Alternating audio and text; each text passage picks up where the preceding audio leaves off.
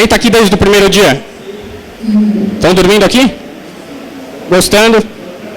Todo mundo acordado ainda? Hoje é a última palestra. Eu vou falar um pouco sobre Big Data e Cloud Computing. Não do modelo tradicional, eu vou contar um pouco de casos de uso, do que acontece fora do Brasil e como a gente usa essas mesmas tecnologias hoje em solo nacional com tecnologia feita aqui no Brasil. Para começar, quem de vocês aqui acessa o Netflix? Conhece o Netflix? Todo mundo, né? Bom, o Netflix é uma empresa que hoje utiliza muito de Big Data. O que é o Big Data? Quem conhece Big Data aqui? Quem já trabalha com Big Data? Bom, alguns lá no fundo. Existem várias definições de Big Data. Eu gosto muito de falar que Big Data é o tamanho de dados que não cabe pelo menos no seu computador, no seu servidor, no servidor da sua empresa, ou no equipamento que você está usando para desenvolver. O volume de dados não coube ali, talvez você tenha um Big Data. Todo banco de dados, ou volume de informações muito grande que você precisa fazer processamento distribuído, precisa de mais servidores para conseguir fazer exatamente o que você faria na sua máquina, talvez possa ser considerado um Big Data. Então, varia muito de caso para caso, mas normalmente é um volume muito grande de informação. Para vocês terem uma ideia, eu sou fundador de uma empresa aqui no Brasil chamada Tail Target. Tá ruim? Vocês estão me ouvindo no fundo? Tá melhor? Vamos lá. Eu sou um dos fundadores de uma empresa brasileira, Tail Target, que faz processamento e análise de comportamento de usuários na internet.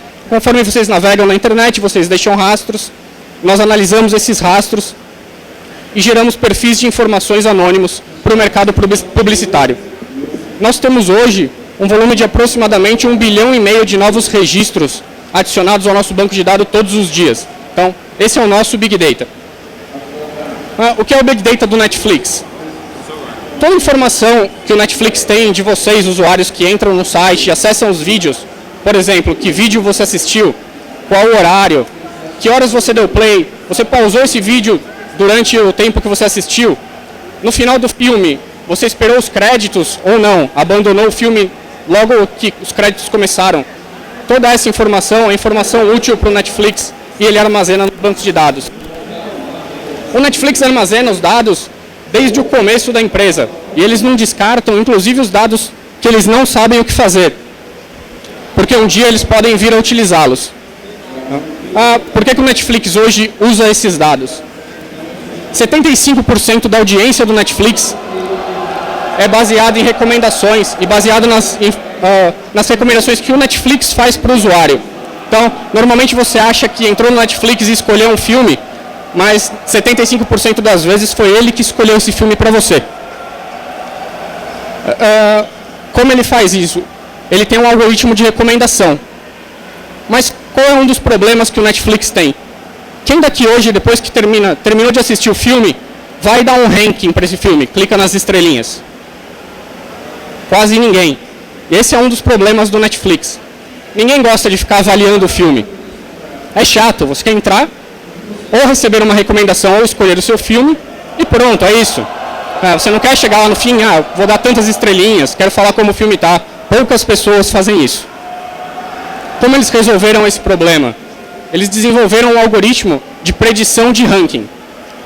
O que esse algoritmo faz é simplesmente prever qual seria o ranking que você daria para o filme que você acabou de assistir.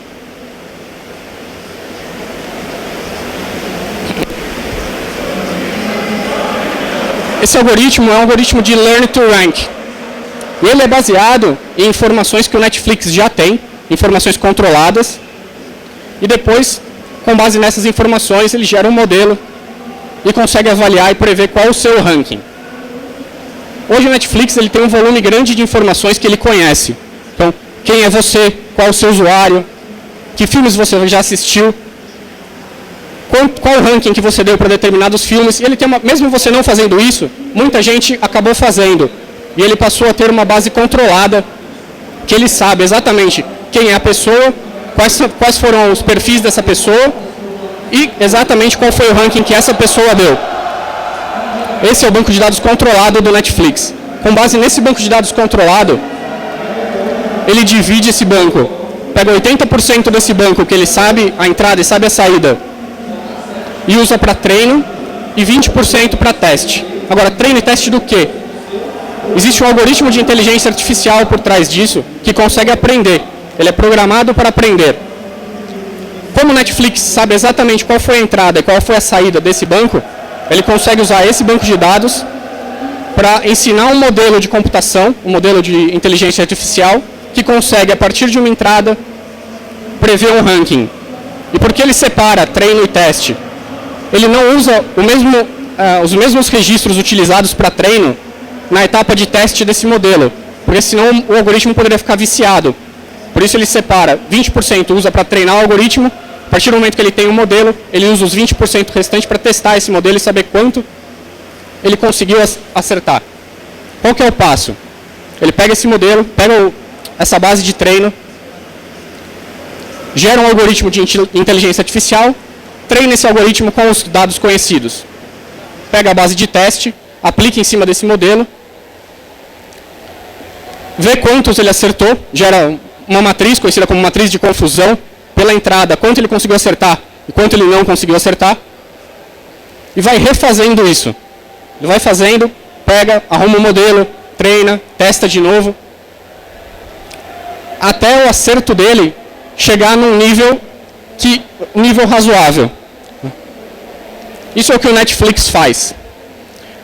Ele tem um modelo que tem uma taxa de acerto que ele considera razoável. Esse é o modelo que vai para a produção. O modelo que ele vai utilizar para prever o ranking que vocês dariam para os filmes dele. E resolve o problema de ranking. Tendo o modelo, o que ele faz? Ele pega o filme, pega as informações do usuário atual, passa pelo modelo que passou nos testes, e o modelo sozinho prevê qual é o ranking para vocês. Tá? Vocês não precisam ficar lá colocando as estrelinhas no filme. E o mais legal é, a saída desse algoritmo é utilizada como retorno para refazer um modelo futuro. Então existe uma retroalimentação. Então toda a informação ela é retroalimentada no modelo para gerar modelos futuros que conseguem mais precisão no ranking. Tendo essas informações, a partir do momento que uma pessoa entra no Netflix, o Netflix consegue mostrar para ela quais são os melhores filmes para o perfil dela. Além disso, alguém de vocês aqui conhece uma série do Netflix que foi feita baseada no modelo de Big Data? Ninguém? House of Cards, alguém já assistiu? Bom, House of Cards é uma série do Netflix que foi feita com base no banco de dados que eles tinham. Eles analisaram o Big Data deles e tiraram vários insights. Quais insights, por exemplo? O David Fisher, o diretor, eles analisaram o banco e descobriram que o diretor tinha várias pessoas que gostavam dos seriados e coisas que ele fazia. O Kevin Spacey era outra pessoa, que também tinha um cluster de usuários que gostavam de todos os produtos feitos pelo Kevin Spacey. E além disso, a série original feita pela BBC também teve sucesso. Eles pegaram todas essas informações, começaram a ver o que tinha em comum entre elas, pegaram as melhores coisas e fizeram House of Cards. Nós fazemos isso aqui no Brasil também, uma tecnologia semelhante com a do Netflix, para análise de páginas de internet. O que a gente faz hoje? A gente pega páginas, cada página teoricamente fala de um ou mais assuntos, e nós precisamos descobrir sobre o que essa página fala, sem uma pessoa precisar ler o texto e ela informar o computador. Então, o que nós fazemos? É um modelo bem semelhante, baseado em aprendizado.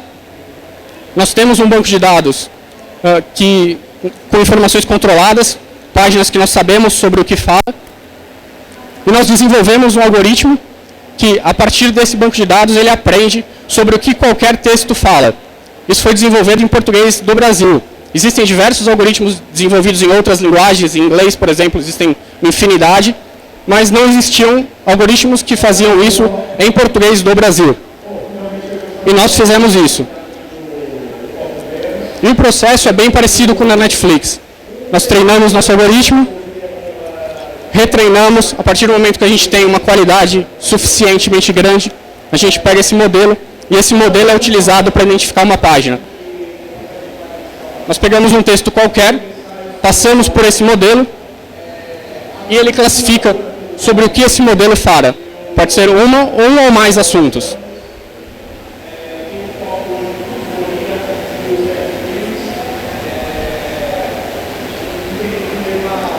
Outra empresa que tem um Big Data muito grande é o eHarmony.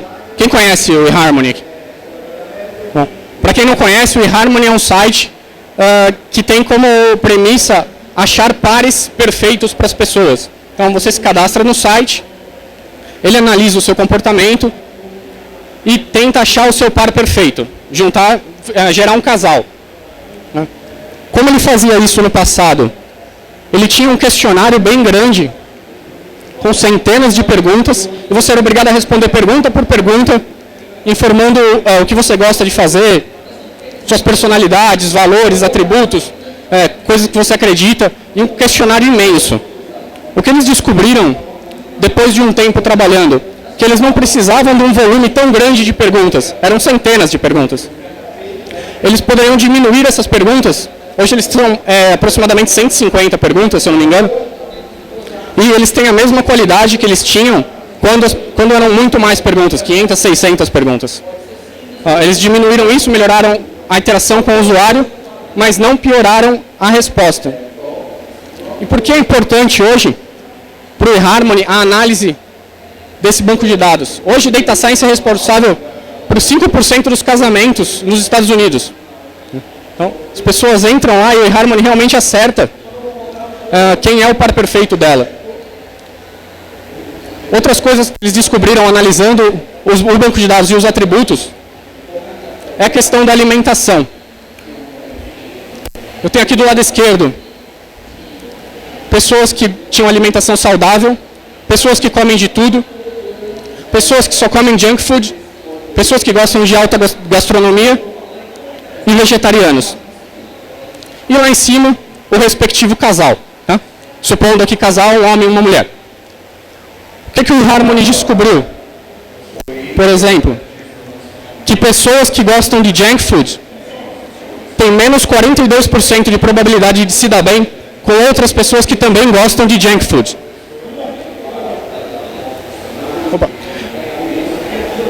E vegetarianos têm 44% de chance a mais de se dar bem com outros vegetarianos. Então, se tem algum vegetariano aqui, achou outro vegetariano, pode casar, que a chance de dar certo é bem grande. Analisando todas as fotos que eles tinham no banco, eles descobriram algumas coisas legais também. O que o eHarmony faz depois que ele acha um par perfeito? Ele manda uma mensagem para esse par e a partir daí a interação entre o casal é feita a partir deles mesmos. A pessoa tem que mandar uma mensagem para outra se ela gostou ou não. E eles descobriram que dependendo da foto que você subia, você tinha mais chance do seu par entrar em contato com você. Se você tinha uma foto que pega o seu corpo, o rosto e o corpo, era o que tinha mais chance de você receber uma resposta. Ia diminuindo conforme o seu corpo para de aparecer na foto. Mas por outro lado, quase caía a zero se só aparecia seu corpo e não aparecia o rosto. Então, um bom modelo, se vocês forem usar aqui o Tinder ou esses sites, uma foto com o rosto aqui tem mais chance da pessoa responder você. Outro problema que eles têm é como indicar o melhor indivíduo para o seu par perfeito. Existe um algoritmo conhecido como Transportation Problem. Esse algoritmo basicamente ele tem as entradas, são as coisas que você disse para o eHarmony, seu perfil, o que você gosta, todas as suas características, e ele analisa qual o menor caminho entre as suas características e as características do seu parceiro. Então, a entrada são as características de diversos parceiros, todas as pessoas que ele tem no banco, e ele acha o menor caminho, usando um algoritmo de probabilidade, entre você e o seu um ou mais pares. A partir do momento que ele acha esse caminho, os menores caminhos, ele manda uma mensagem para você, avisando, ó, eu tenho esses matches possíveis para você. E a partir daí, é com você e com a pessoa.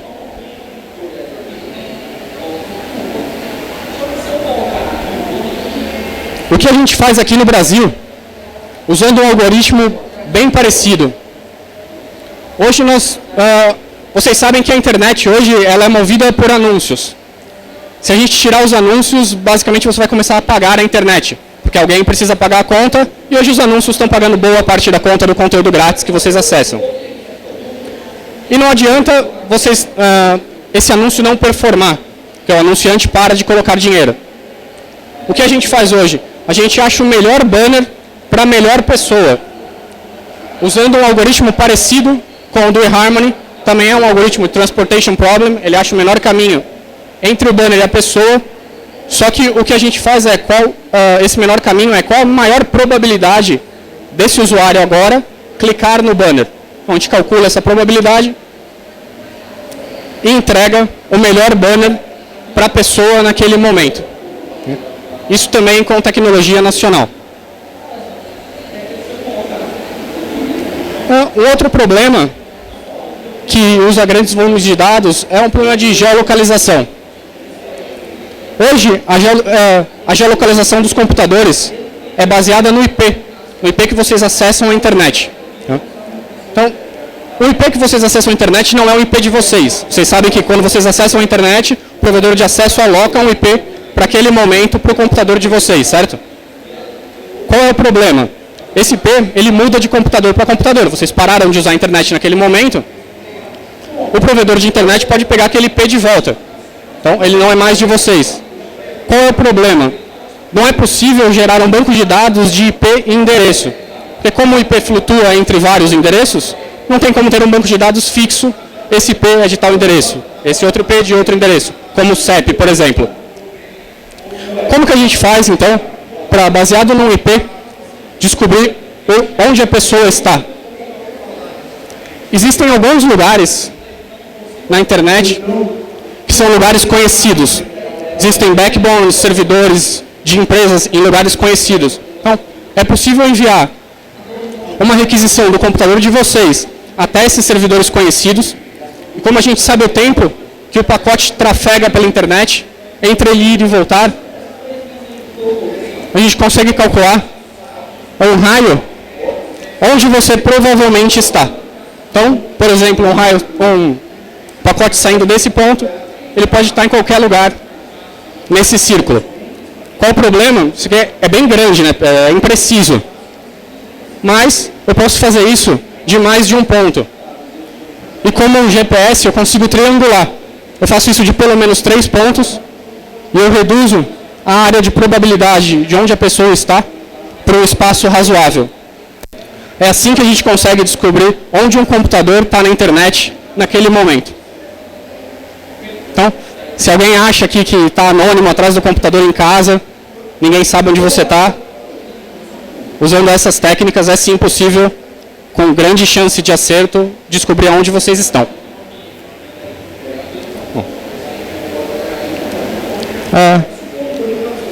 Agora, se vocês olharem esse mapa mostra a distribuição de IPs no mundo todo. Vocês conseguem ver que na América do Norte, aqui na Europa, é bem mais denso do que aqui no Brasil. Existem poucos IPs, comparados com o resto do mundo, alocados para o Brasil. Por isso que a precisão não é tão grande como lá fora. Mas é possível fazer.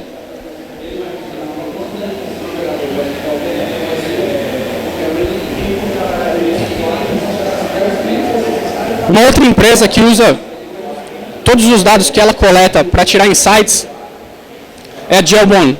Vocês conhecem a Gelbone? Não? Bom, para quem não conhece, a Gelbone, ela tem uma pulseira, uma dessas bands de monitoramento de atividade, que monitora o que você faz no dia. Então você veste um wearable, você veste a pulseira, e ela vai medindo o que você fez durante o dia. E além disso, ela tem um software que você consegue dar inputs nesse software das coisas que a pulseira não consegue detectar. A sua alimentação, por exemplo. Só que eles tinham alguns problemas. É chato você dar input Imagina você está lá, vai almoçar e precisa falar todas as coisas que tem no seu prato, uma por uma no interface de um celular pequenininho, numa listagem imensa. Então, era chato de fazer isso. Para melhorar a experiência do usuário, eles analisaram todo o banco que eles tinham no passado, porque pessoas vinham fazendo isso, e tiraram vários insights e melhoraram a experiência do usuário. O que eles fizeram, por exemplo? Descobriram, imagina que vocês estão nos Estados Unidos e vão dar input no seu café da manhã. Você foi lá e selecionou ovos. Ele mesmo já do lado mostra para você, acompanhava com bacon, porque ele descobriu que ovos acompanhava com bacon. E diversas outras coisas. Então, conforme você vai dando input, ele sabe qual a probabilidade de outros alimentos acompanharem aquele. E o site deles hoje diz, o que nós fazemos hoje é mágica ou data science? Porque é tão preciso que parece que tem alguém ali olhando o seu prato e falando para o aplicativo o que tem realmente nele. E como eles fizeram isso? Baseado em padrões e algoritmos de probabilidade. Eles analisam todas as entradas que eles já tinham e conseguem achar qual a probabilidade dos alimentos irem com outros alimentos. Eu sei que não deve dar para ver muito esse gráfico, aqui, nem daqui dá para ver, mas o que esse gráfico diz é ele está ligando diversos alimentos um com o outro. Então vocês conseguem ver mais ou menos como que é a ligação que vários alimentos vão com outros alimentos.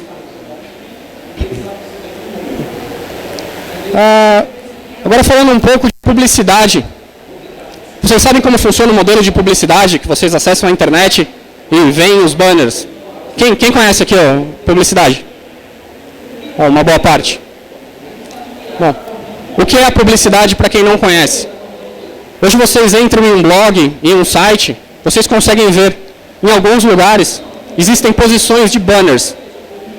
Posições que não são conteúdos do site, são sim publicidade que algum anunciante contratou o site para exibir.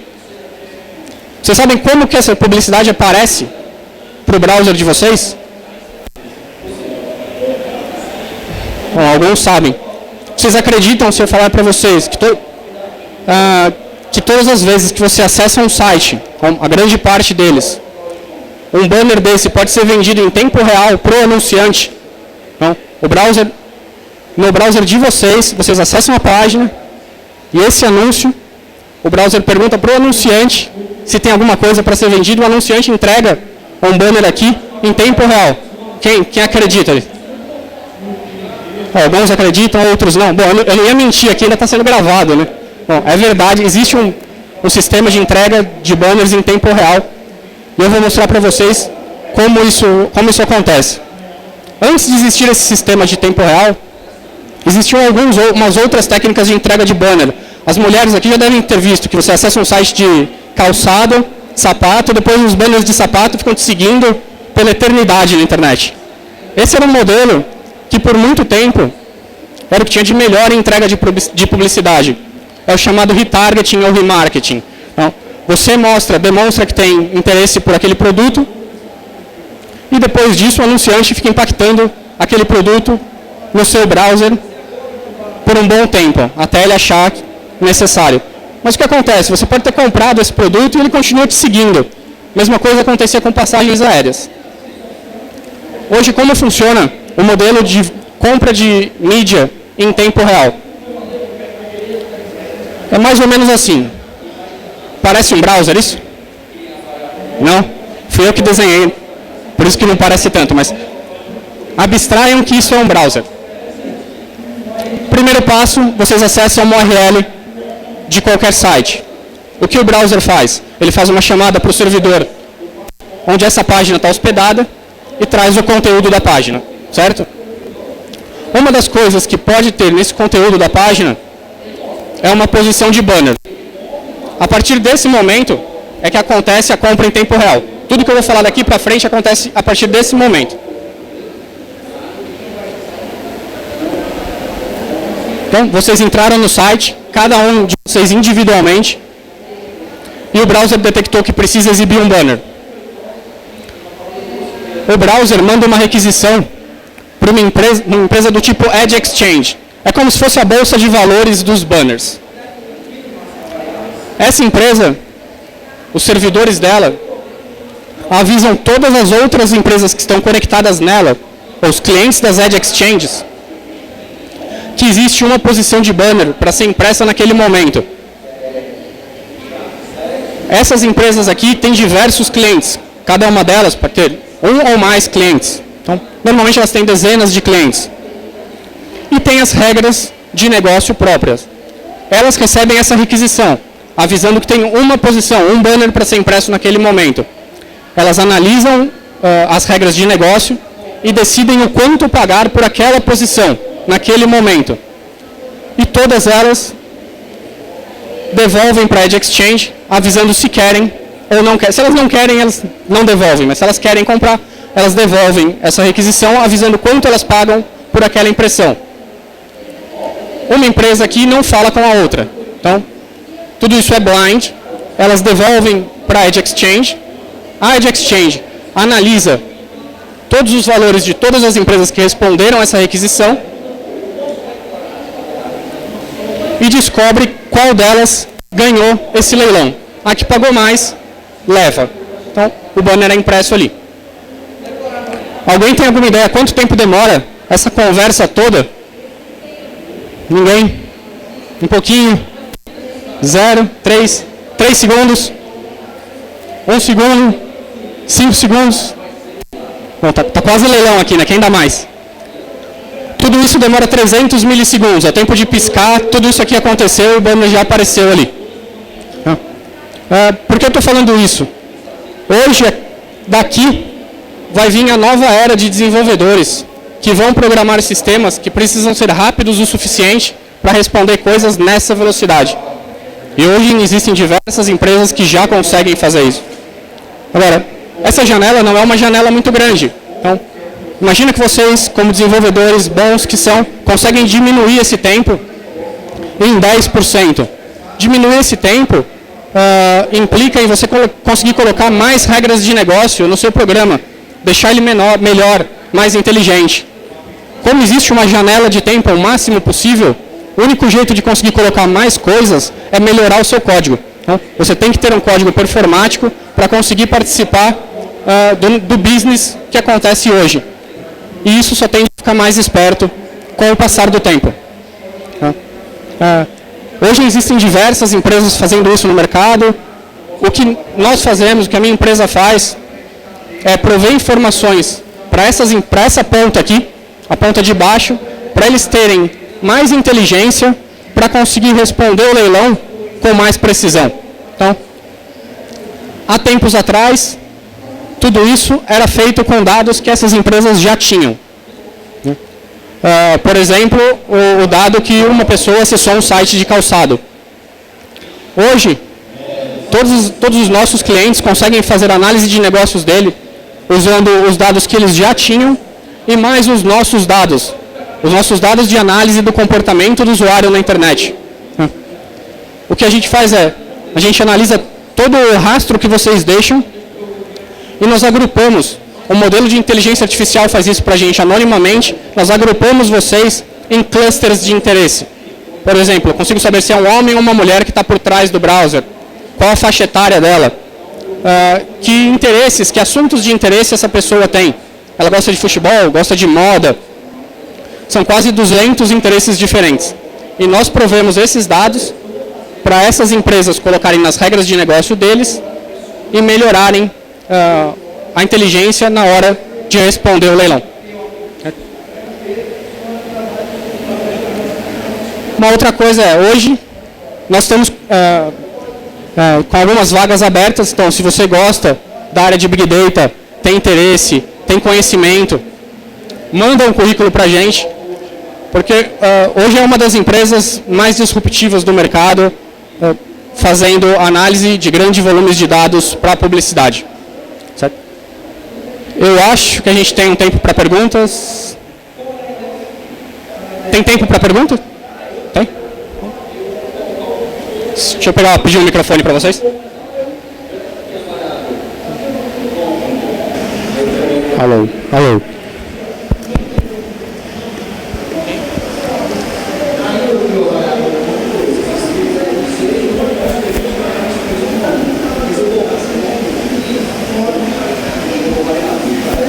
Bom, beleza. Qual que é o perfil? Agora, antes?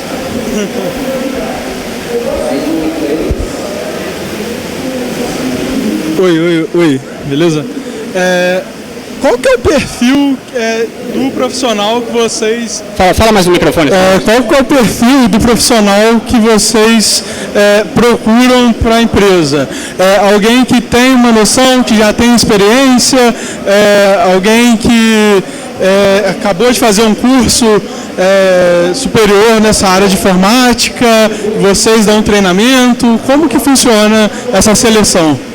As vagas que nós temos abertas hoje, para começo quase imediato, para profissional com conhecimento Java, conhecimento do ecossistema que gira em torno de Big Data, Hadoop e seus derivados.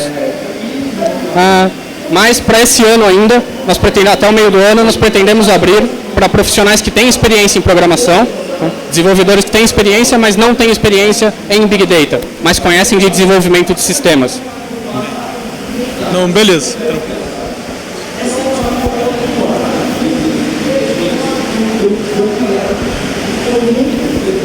Oi, tá funcionando.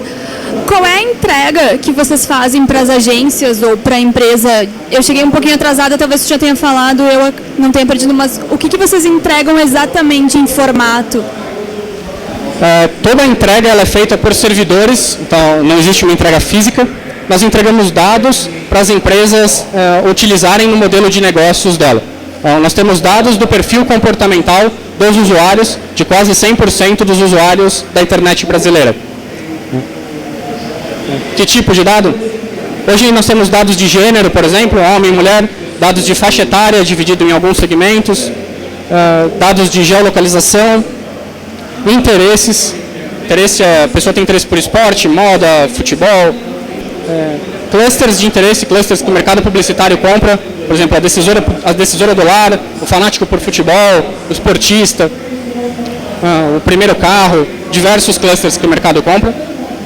Basicamente é isso. E nós temos uma ferramenta que nós deixamos o cliente montar a regra de negócio dele e esse cluster é gerado baseado na regra de negócio do cliente.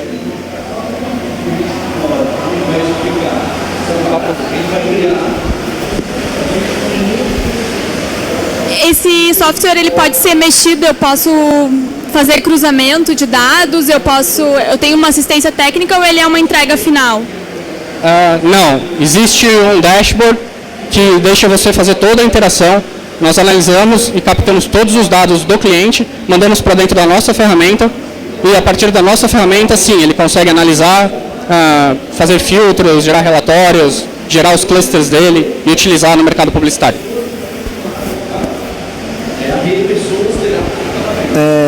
Olá, eu chamo Daniel e eu tenho uma dúvida. Você comentou que o Netflix, se eu não me engano, que ele armazena dados em Big Data, até que eles nem usem esses dados para usar futuramente, talvez. Mas o armazenamento desses dados tem algum custo. Então, por exemplo, você acha que é melhor você armazenar dados, mesmo porque você não saiba por que está armazenando, mesmo tendo custo com isso, ou tem algum tipo de limite? Ou você fala assim, tem alguns dados que eu talvez não vou usar futuramente, então eu já nem vou armazenar. Ou é bom armazenar tudo mesmo e arcar com esses custos aí? Bom, é boa pergunta, mas depende. Então, só entrando um pouquinho no que a gente usa hoje se fala muito de cloud computing e todas essas ferramentas, a grande maioria delas, roda no ambiente na nuvem. Quem é que já teve interação com a nuvem, sabe o que é? Para quem não sabe o que é a nuvem, o que é o cloud computing? Há anos atrás, os programadores mais velhos aqui, dos seus 30 e poucos anos, sabem o quão difícil era analisar um sistema e prever a infraestrutura que você precisaria para subir o sistema assim que ele estivesse pronto. Quanto de audiência você vai receber no momento zero? Colocou o software de produção, quanto vem de audiência? É um pouquinho de audiência? É uma audiência do tamanho do Facebook? Era um negócio bem difícil. E você precisava analisar, porque você precisava comprar os servidores. E imagina o trabalho que dava você entrar em contato com o distribuidor, comprar os servidores, levar esses servidores para um data center, hospedar esse servidor, colocar internet, banda de internet neles, fazer a configuração e deixar tudo funcionando. para assim que o seu software entrar no ar, você garantir que a audiência que você previu é realmente a audiência que você recebeu e você não comprou nem máquina de menos, que o seu sistema vai cair, e nem máquina de mais e gastou dinheiro à toa por um tempo que você não vai precisar.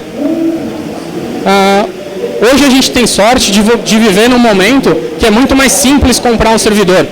Existe a nuvem, você pode entrar em contato com um provedor de computação em nuvem e simplesmente falar, me vende um servidor do tamanho X por algumas horas, por alguns dias, e você consegue aumentar esses servidores durante os períodos de pico e conforme a audiência do seu sistema aumenta. Então, ficou muito mais fácil. Então, respondendo a sua pergunta, o quanto de volume é factível armazenar nesses servidores sem ter um custo elevado, depende do seu modelo de negócio. Hoje, o Netflix armazena coisas desde o começo da empresa, nós também armazenamos os dados desde o começo da empresa e, por enquanto, nós não descartamos, porque pode ser que a gente precise de um dado passado para gerar um modelo futuro. Mas esse volume é factível enquanto a conta fecha. A partir do momento que você está armazenando mais dado do que você tem dinheiro para pagar, talvez valha a pena você se livrar um pouquinho, diminuir essa conta e começar a fazer outras coisas. Então, depende muito de quanto dado você tem e do que você pretende fazer com eles. Bom, hoje eu já trabalho com a parte de Business Intelligence. Você comentou um pouco aí sobre a parte de remarketing, que era o maior problema, porque você continuava sendo impactado e tal. O principal motivo disso acontecer é porque muitas vezes você tinha cross-browser, ou então a pessoa fazia compra num outro computador, e aí você não conseguia determinar quando ele estava já havia sido convertido. Eu não vejo muito como a gente consegue fugir um pouco disso da forma como você apresentou, porque se a gente for fazer alguma coisa, por exemplo, você vai identificar um perfil de um usuário através daquele browser, mas digamos que eu compartilho o computador com uma outra pessoa, você vai identificar de certa forma dois perfis ao mesmo tempo.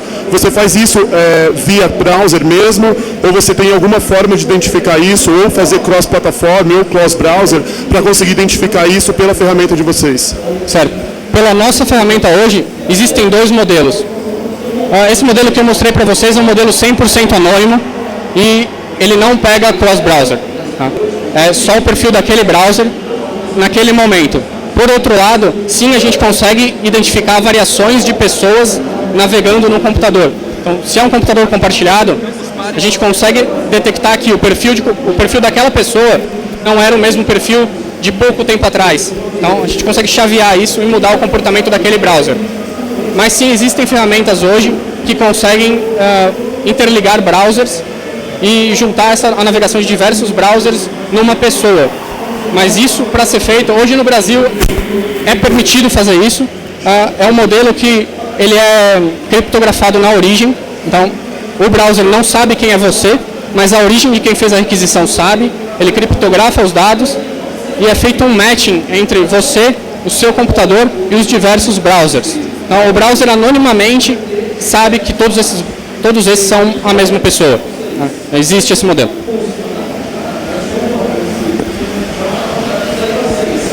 Olá.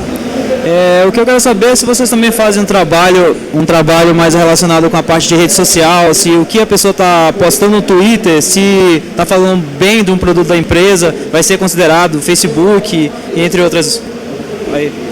Certo. Hoje nós não analisamos rede social, mas porque a política de privacidade das redes sociais inviabiliza isso.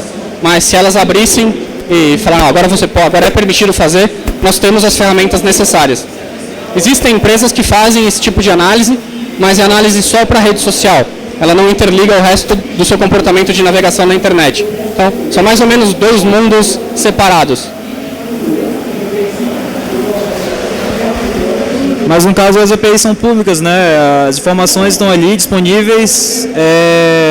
A parte de segurança ela não bloqueia isso. Ela, se você considerar que as informações que ela deixa pública você pode usar no Big Data de vocês, eu acho que não teria um problema, né? Sim, realmente as informações públicas sim. É que o modelo que nós usamos hoje é um modelo anônimo. Então, nós não ligamos o browser à pessoa. E para fazer isso, nós teríamos que ligar um browser a uma pessoa para pegar mesmo o dado sendo anônimo. Como nós não queremos utilizar os dados, são dados PII, que o mercado conhece, de Personal Identifiable Information, nós não usamos esses dados. Por isso que a gente não faz a coleta, mesmo se o dado da pessoa for anônimo, for público. Eu gostaria de saber como vocês lidam com a galera que usa o ad blocker, por exemplo, tendo em vista que vocês são uma empresa de publicidade, devem sofrer algum tipo de problema com esse tipo de usuário, às vezes para mostrar estatísticas para os clientes de vocês mesmos. E tendo em vista também que o Adblocker, ele às vezes é um dos mais baixados, uma das extensões mais baixadas no Chrome, o Google não barra ele, e sendo ele uma empresa de anunciantes também. Então você tem uma estatística sobre esses dados, sobre esses números, se ele interfere ou não no trabalho de vocês, se é muito pouco, etc. Hoje os Adblockers, Adblocker para quem não conhece são os plugins e aplicativos instalados dentro do browser para bloquear esse tipo de publicidade. Hoje nós não temos, a quantidade de pessoas que usam, ela é razoavelmente menor do que os que não usam. Mas qual é o problema? Esses adblockers, muitos deles realmente funcionam, e se eles bloqueiam, eles simplesmente bloqueiam a informação, e nós também somos afetados. Mas por outro lado, como uma grande massa da população não usa, nós temos a estatística de quantas pessoas bloquearam, porque a requisição para os nossos servidores chegam, a gente simplesmente não tem informação nenhuma, então nós temos a estatística, ela é bem pequena. Por outro lado, hoje quem paga a conta desse conteúdo que vocês acessam são esses anúncios que vocês mesmos querem bloquear. Então, é um negócio que é meio um dilema, não faz muito sentido. Porque se isso começar a crescer muito, o que vai acontecer é, esse conteúdo que hoje é grátis, vai passar a ser pago. Porque a conta precisa ser paga por alguém e não é uma conta pequena.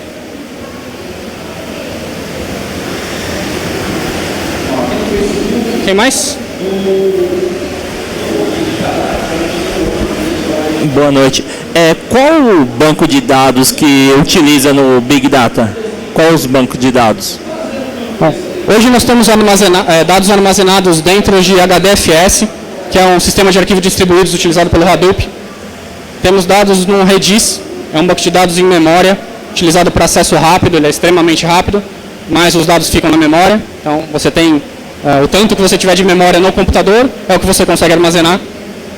Temos alguns dados consolidados no MongoDB, um banco de dados não relacional, utilizados para armazenar documento.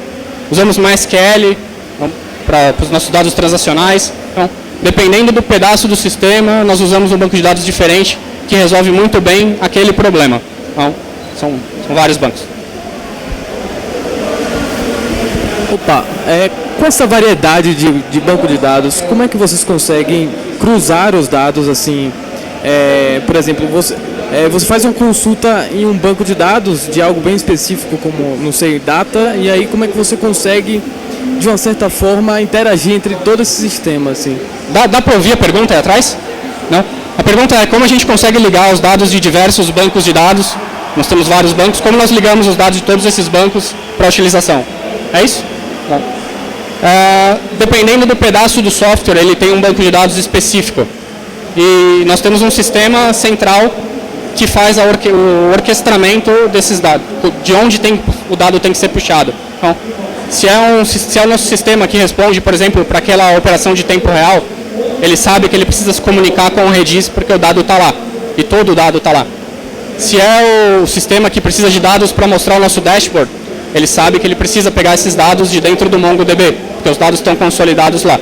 Então, a aplicação, ela tem conhecimento de onde ela tem que pegar o dado.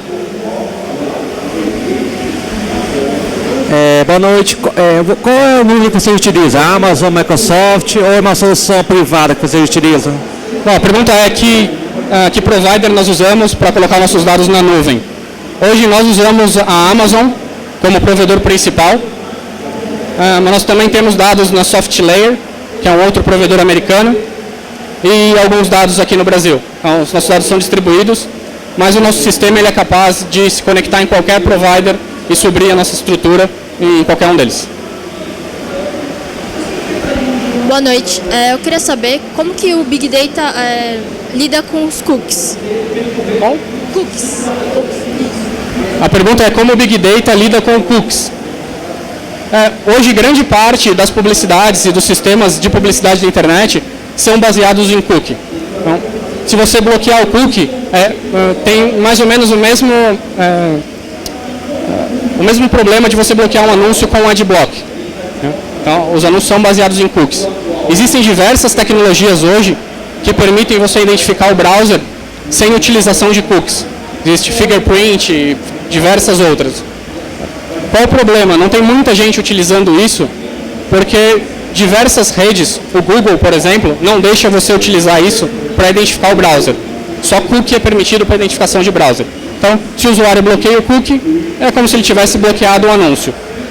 O anúncio continua aparecendo, a única coisa é que sem inteligência.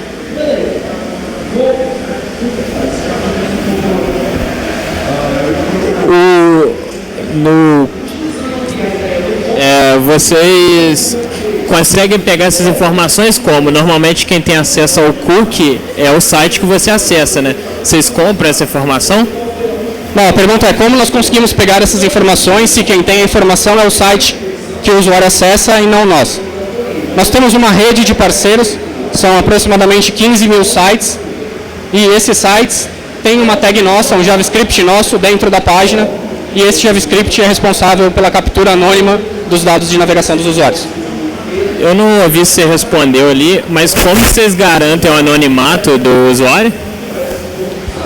Bom, o anonimato ele é garantido na origem, nós não capturamos na origem nenhum dado que possa identificar a pessoa, então não tem e-mail, não tem CPF, não tem nada. A única coisa que identifica o usuário naquele momento é um cookie com um número, um identificador único que é gerado pelos nossos servidores para aquele seu browser. Então somos nós que mandamos o identificador para o browser e não o browser que informa o identificador para a gente. Isso que garante o anonimato. A localização do usuário vocês têm, né? Nós temos a localização baseada no IP de acesso. No IP. Vocês pagam para esses sites parceiros alguma coisa, um valor, ou é alguém quiser participar só para ajudar, como é que é? Bom, a pergunta é se nós pagamos para esses sites que participam da nossa rede.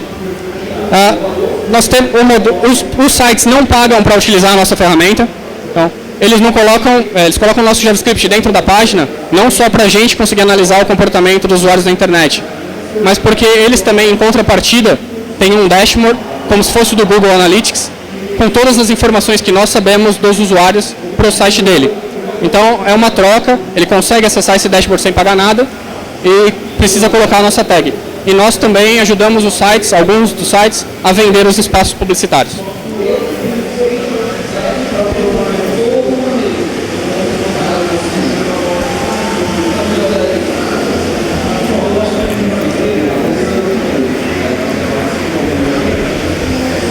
Você disse também agora há pouco que vocês conseguem já hoje trabalhar com boa parcela da população brasileira.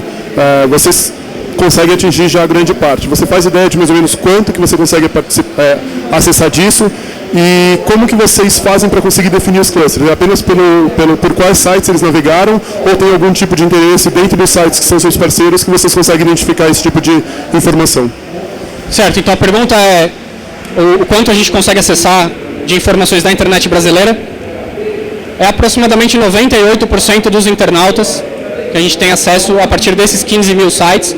Como o nosso modelo é estatístico, nós não precisamos de todas as pessoas, a gente consegue gerar um modelo e a partir desse modelo ele é extrapolável com garantia para o resto da internet. A segunda pergunta era?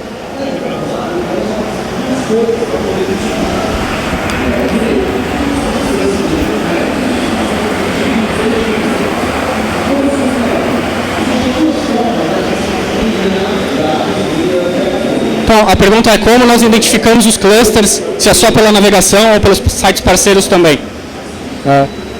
Basicamente é pela navegação, por quais páginas o usuário acessou, mas também entra como regra por que browser ele acessou, qual o equipamento que ele usa um Mac, ele usa um PC, a faixa de horário,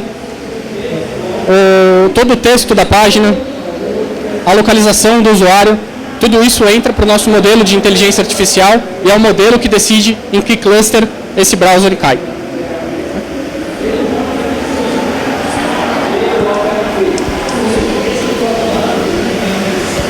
Vocês conseguem pegar informação de dispositivo mobile ou só desktop? Bom, a pergunta é se nós conseguimos pegar informação de dispositivos móveis ou de desktop. Sim, nós conseguimos também de dispositivos móveis. A única coisa é, se os cookies estiverem bloqueados no dispositivo móvel, nós não conseguimos pegar. Se os cookies estiverem liberados, nós conseguimos pegar também. A faixa de pessoas identificadas com dispositivos móveis hoje vem crescendo a cada dia. Nós já temos uma base consideravelmente grande para dispositivos móveis e para desktop.